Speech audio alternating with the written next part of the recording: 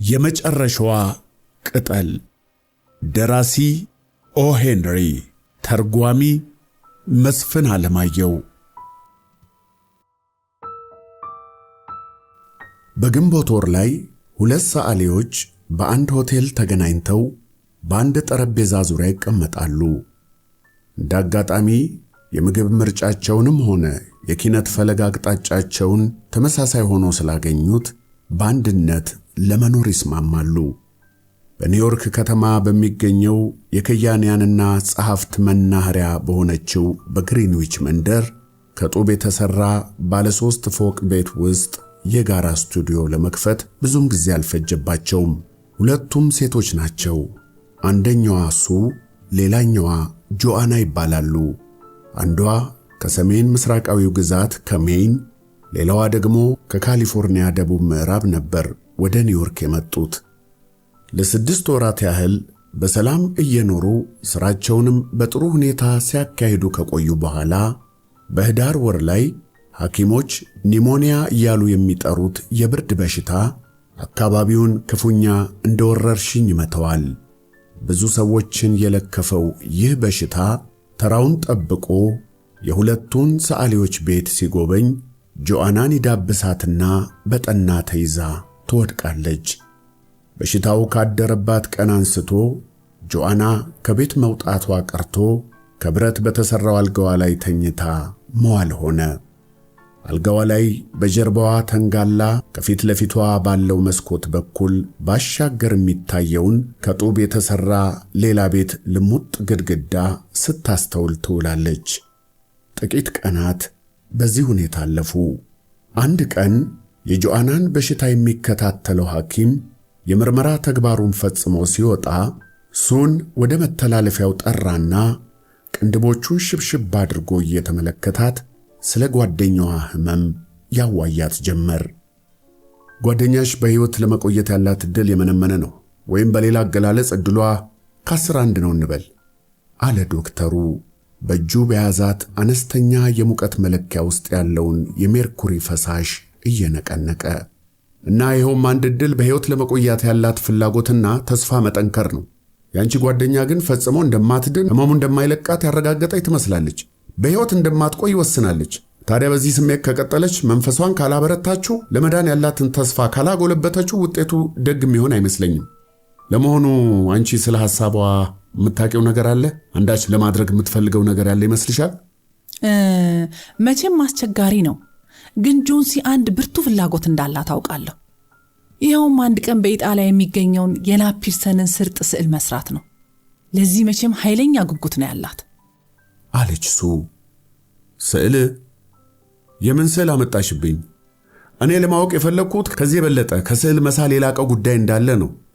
ዘወትር የምታስበው ሰርክ ዕለት ደጋግማ የምታስበው ነገር ካለ ብዬ ነው። ለምሳሌ እንበልና ፍቅረኛ አለ ዶክተሩ። ፍቅረኛ? አለች ሱ አንዳች ልዩ ዜማ በተቀላቀለበት ድምፅ። አይመስለኝም ዶክተር። ደግሞ እኔ እስከማውቀው ድረስ እንዲህ ያለ ነገር ባይምሯ ውስጥ ቅንጣት ስፍራም የለው። ደህና፣ እንግዲያው የሕክምና ችሎታዬ እስከፈቀደ ድረስ ጤንነቷን ለመመለስ ጥረት አድርጋለሁ። ግን አንድ ነገር ላስጠንቅቅሽ። ጓደኛሽ ለመኖር ተስፋ ማድረጓን ትታ ይህን የሬሳ ሳጥኗን የሚያጅቡትን ሰረገላዎች ብዛት የመቁጠሯን ነገር ከቀጠለች እኔም ትብብሬን ዝቅ አድርጌ መድኃኒቶቼ ካላቸው የመፈወስ ኃይል 50 በመቶውን እቀንሳለሁ። ገባሽ? ነገር ግን በተቻለ መጠን ስለ ሕይወት እንድታስብ ለመኖር እንድትፈልግ ካደረግሻት ለመጪው ክረምት ስለሚዘጋጁ ልብሶች አይነትና ሞድ እንድትጠይቅሽ፣ ስለ ከርሞ ሕይወት እንድታማክርሽ ለማድረግ ከቻልሽ የመዳን ዕድሏ 1 ከ10 መሆኑ ቀርቶ 1 ከ5 እንደሚሆን ቃል እገባልሻለሁ አለ ዶክተሩ። ሐኪሙ ተሰናብቶ ከወጣ በኋላ ሱ የስዕል መሳሪያዎቿን ይዛ እያንጎራጎረች ወደ ጆአና መኝታ ክፍል ገባች። ጆአና ወደ ተከፈተው መስኮት ፊቷን አዙራ ተኝታለች። በአካሏ ላይ አንዳችም እንቅስቃሴ አይታይም። እንቅልፍ የወሰዳት መስሏት ሱ የጀመረችውን ዜማ አቆመች። ወዲያውኑ የስዕል መንደፊያ መሳሪያዎቿን አዘገጃጅታ በአንድ መጽሔት ላይ ለሚወጣ ታሪክ አጃቢ የሚሆን ስዕል መስራት ጀመረች። ሱ በጸጥታ ሥራዋን በማከናወን ላይ ያለች አንድ ከሹክሹክታ የማይሻል ድምፅ በተደጋጋሚ ይሰማት ጀመር። በተቀመጠችበት ቀልጠፍ ብላ በመነሳት በዝግታ ወደ ሕመምተኛዋ አልጋ ተጠጋች። የጆንሲ ዓይኖች ብልጥጥ ብለው በአንድ ነገር ላይ አተኩረዋል። በመስኮቱ በኩል አሻግራ እየተመለከተች ትቆጥራለች። አቆጣጠሯ ደግሞ ወደፊት ሳይሆን ወደ ኋላ ነው።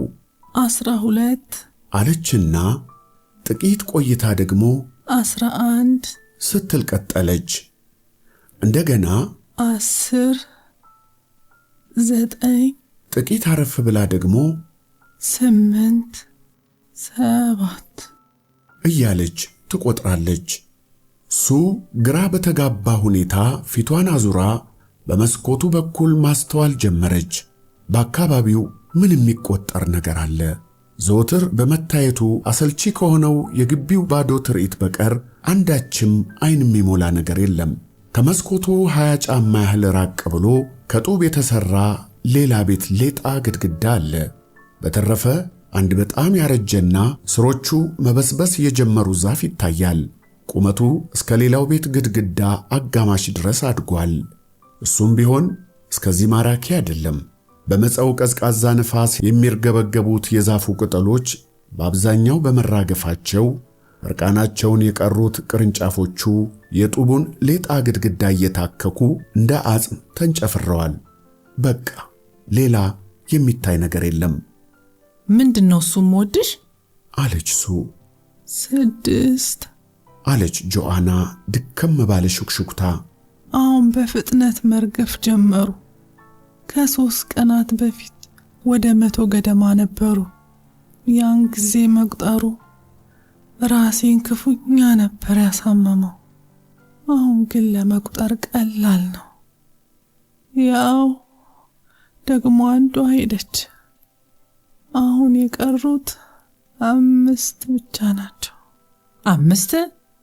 5 ምን? ንገሪኝና አልወቀው እንጂ እምወድሽ። አለች። 5 ቅጠሎች፣ ዛፉ ላይ የቀሩት ቅጠሎች ናቸው።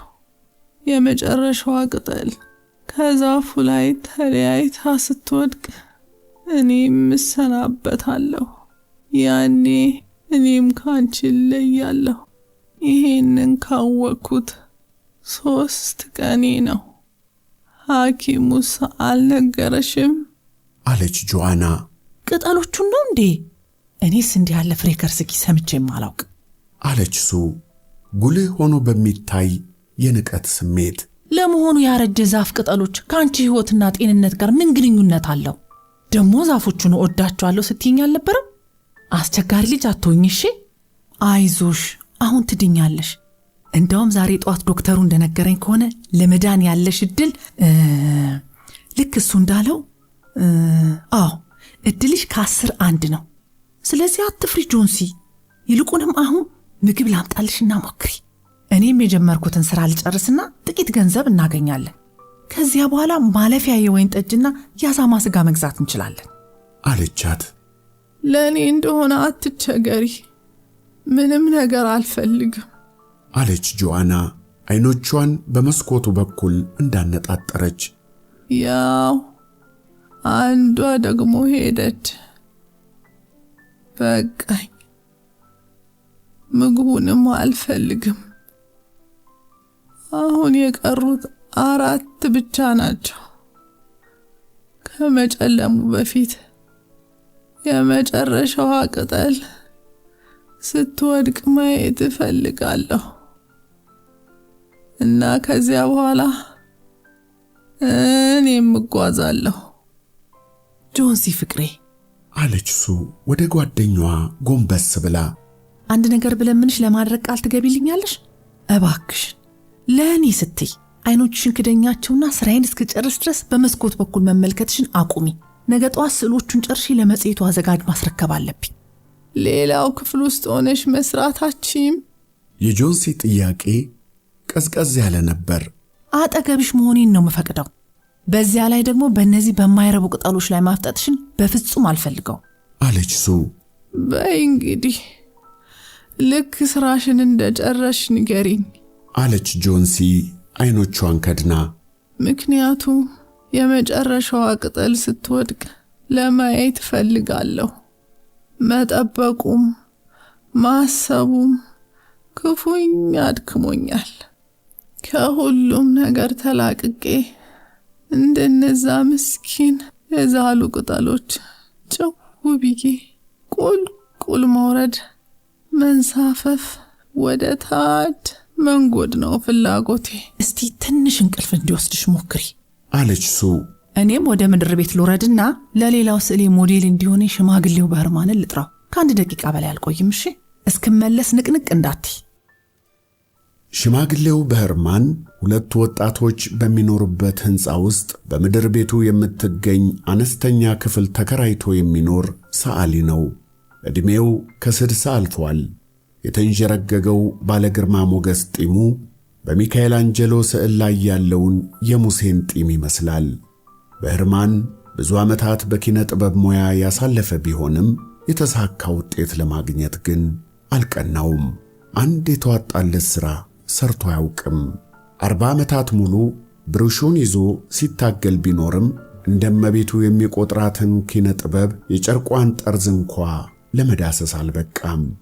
ያን ያህል ዘመን በኪነ ጥበብ